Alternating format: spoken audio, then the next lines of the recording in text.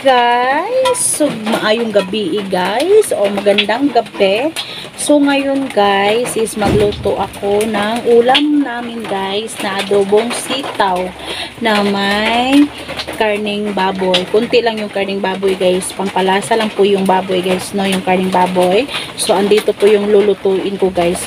So ulan pa dito sa amin guys, pero yung ulan kunti na lang, mahina na lang yung ulan guys. So dito ako magluto sa aming hiwagang gasolbong aso. So yun na nga guys, magluluto ako ngayon. So ang oras po natin ngayon is 7:28 na guys. So ngayon pa lang kami magluto kasi grabe ang ulan dito guys, no. So ngayon ipagpakita ko po sa inyo guys ang lulutuin natin ngayong gabi. O diba? So ito yung sitaw guys, no, is 1 kilo po yung binili ko guys. 40 pesos lang naman to ang 1 kilo. At ito yung karning baboy guys. So itong karning baboy guys is 66 pesos po ito.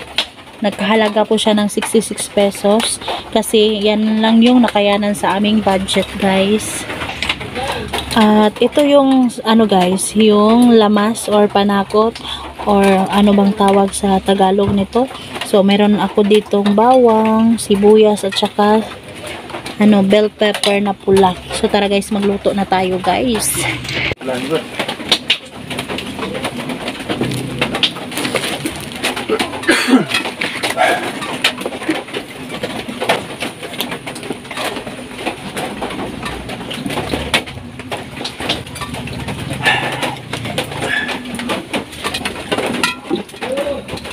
Ngayon guys, nakasalang na yung kalan.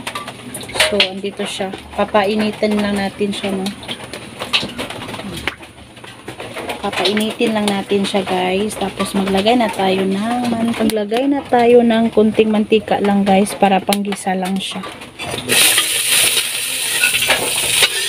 Karning baboy.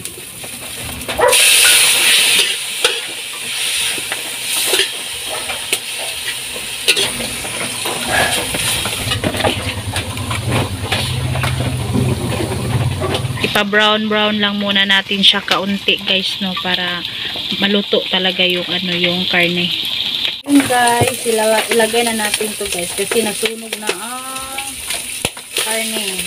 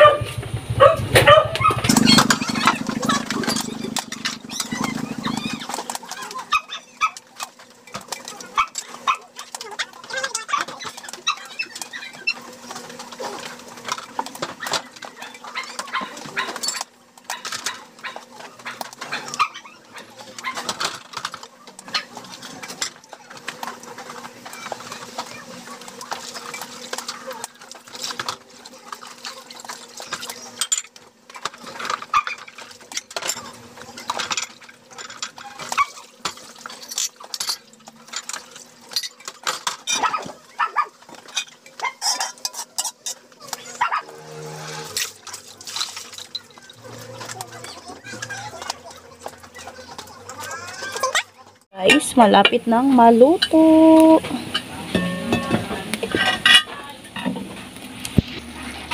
So, hapit na siya maluto guys. Malapit na siyang maluto. So, ayan. Malapit nang maluto guys. Kunting tiis na lang, luto na yan.